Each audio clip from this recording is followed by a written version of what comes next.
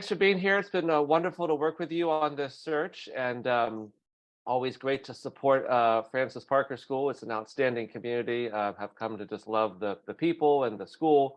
Uh, tell folks who don't know much about the school a little bit about it. What's Parker all about, and also a bit about yourself and what drew you to the school. Thanks, Gabe. We love working with 12M, so we're excited to have you partner with us for this search. Parker is an amazing place. I think we meet kids where they are. We're JK-12 school in San Diego, California, and I'm an East Coast transplant who loves it here. And I think Parker, we've been doing educating kids for over 110 years, and I like to tell people we're in the family business. We know our families, we know our kids. This is a community, and we are looking at families making a 14-year investment. They can stay with us from JK through grade 12. Many of our kids might come in middle or upper school, but at that time, they're also making a significant investment in their kids' education, and we take that really seriously. And so, yeah, I like to say we're in the family business, and that's what drew me to Parker. I think we treat our faculty and staff and employees with tremendous care, and the same care that we show our kids. Because we are spending more time with families and kids than our kids are spending at home when it's the academic year. And we take that role very seriously. And I think the other thing that's so important to me is the leadership. We have a very strong board of trustees, and our head of school has been at Parker for over 2 decades and other roles, and as head for 14 years. So he knows the school, and he knows what it takes to run a strong independent school in the San Diego community. So it's an honor to work here. I completely agree. You talked about the family business and about families investing in their children's education. Give a little more window into what types of families are drawn to Parker. If somebody were out and about, what would they expect to see both in the parking lot, but also across both campuses? What I love about Parker is that we are in 2 very distinct communities here in San Diego. We have a Mission Hills neighborhood community, and we have a Linda Vista community, and they're very different. And so we are 2 campuses, we're 4 divisions, we're 1 Parker. And so we draw in families from over 80 zip codes. So I can't say there's one type of family that Parker will attract. I think when you look at our academic programs, and I always like to say, academic excellence is the floor. We will do that no matter what. It's what attracts people to Parker is all the other things we do to support the child, academically, socially, emotionally, athletically, artistically. And so when I look around our families, there's no one family that I can say like, oh gosh, I knew they were a Parker family. One I think distinguishing factor between our families is they are kind, they are welcoming, and they just sort of exude this feeling of the Parker family. But when it comes down to a student, I think just, anybody who's drawn to an environment that, again, is academically challenging as the baseline, but really knows that the student, and we give a sense of belonging here. So we want kids to come and feel like no matter who you are and where you are, we've got you. And again, it comes back to that family business. We are here for kids, and we also are in the kid business. We know kids. We know when to serve our favorite stromboli in the cafeteria when it's breakfast for lunch. Like we know what kids need. And we love what we do. That's excellent. And I would imagine an important part is to share what you all do to the community and to really explain both to the folks who are already part of Parker, but also the broader San Diego area, what Parker is about, what's going on. Talk a bit about, marketing communications, a snapshot right now here in 2023. What's on the horizon? What are some important elements of your marketing communication strategic plan? Yeah, I think on the baseline level, it starts with our current families. Like every year, we want them to re-enroll. So we have to resell them, and especially because there's campus transitions and there's division transitions. So we are always focused on our internal community. Hey, listen, this is still the best place for your kid, and let us tell you why. Especially if a student's coming from lower to middle school, they don't even know what's happening here. And that's a transition point where they might look elsewhere. So we have to continue to re-enroll our families and engage them. On the external side of things, there's amazing competition in San Diego. Our public schools and our independent schools are so strong here, and they offer different things to our families, right? So where do we fit in the marketplace? And that's what we're constantly trying to share with our community, is to say, here's what Parker does so well. Here's where we're growing with our strategic direction. Here's what we know about kids. And so we always are dialing into what is going on out there. What are school age children thinking about? Because we've also learned that some of our consumers aren't parents, because we're attracting middle and upper school. Some of our consumers are teenagers, and they're looking at where they want to go to school. So our marketing has to be so cross-functional, so diverse. Our customers are diverse. And also San Diego is such a unique melting pot of the world. And so we want to attract anybody who believes in our values. And that comes down to the basics of communication and marketing. We have such a strong mission, and that grounds us. Our core values, we do not separate from those. We are so strong in those. And we've basically said what our vision is. And we want to create joyful learning environments for kids. And so how does our message constantly enforce that? And how do we continue to do that great work here? So the work is never done, even with our current families. And that's what actually makes it really exciting. We don't rest on our laurels. We don't sit back on our history of over a century. We just keep moving forward.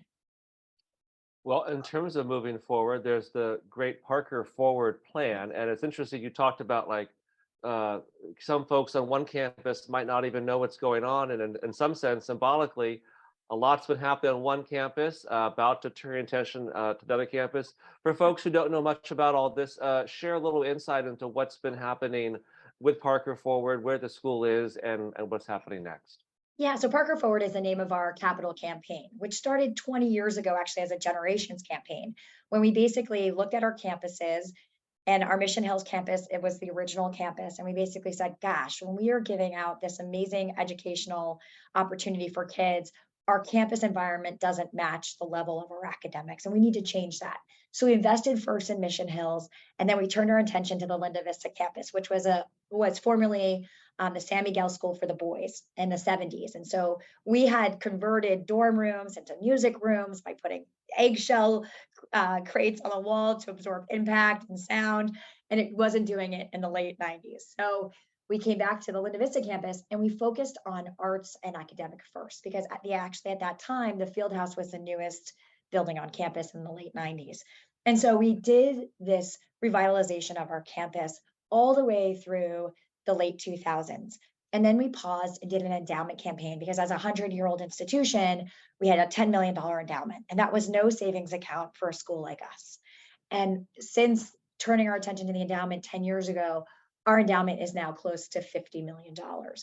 Is it still best in class? No, we have work to do, but we were able to bring the community together, not only for this amazing campaign, but also to build the endowment. And then we basically said, okay, Parker has arts, athletics, and academics. We did the arts, we did the academics. It's time to focus on athletics. And athletics is so much more, because we're a 612 campus, we're a JK-12 school. It was about student health and wellness.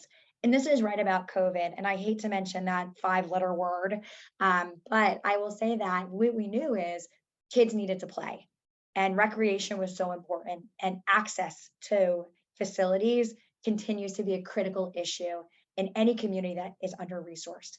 And so we said, now is a time for us to solve this third leg of our school. And it's all about student health and wellness. So we are building a aquatic center that will be open to our full community, JK-12, with programming. And then we will do a public-private partnership with our community here in San Diego.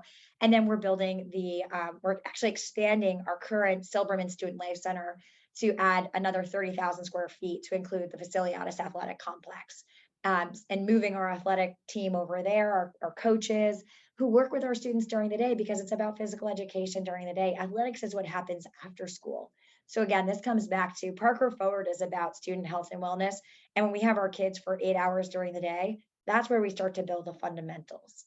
And then in our summer program, we have a huge opportunity to bring in our lower school for access to our programs. So we're really excited. And then, like you said, Gabe, our work is never done. We'll look back now to the Mission Hills and said, okay, we completed that in the early 2000s. It's now getting to be 2030. It's time to make a change there. And so Kevin always says, Kevin Yaley, our head of school, says space is the third teacher. And we take that very seriously in how we approach any capital change that we'll make on our campuses. So we are now already talking about our Mission Hills campus. And that's why it dovetails so well into communications and marketing, because I think the truth is what we want to tell our families is we continue to look at what student needs are. And one of our core values is students first. And we know that students, what they use school for is very different. It's not just where they come to learn, it's where they socialize, it's where they make connections, it's where they feel emotionally safe. And our spaces have to include facilities that have opportunities for kids to have all those experiences. And so we need to look at our lower school campus and say, how do we do that now? So it's really exciting. Very exciting. I mean, it's been great to I've been to your campus several times and to see the transformation happening. You mentioned marketing and communications. The department, which is a very large department, I mean, not over large, but like just it's a very important role and department for the school, is serving so many touch points, right? You talked about serving the program and bringing back the message to families on a yearly basis. There's the partnership with admission and, really sharing out the values and the opportunity and the value proposition for the school. You've been doing fundraising, undoubtedly, Mark Communications is a part of that. Can you just give somebody a sense of how the department has just played these sort of key roles to serve other major initiatives at the school? For sure. I think when I first started a decade ago, our communications and marketing team was 2 people, and maybe a part-time person occasionally. And we just basically, since that time, we didn't increase our enrollment too much. We increased by maybe 80 students, but the demands of what families needed to know about school, because kids were coming home and they don't tell their parents what's happening. Or, we were doing a paper newsletter and all of a sudden we went to email and realized people weren't reading the emails. So what we've really done is actually realize we have to be so cross-functional in how we communicate to families about what we're doing. And the number one thing about Parker is we're very humble.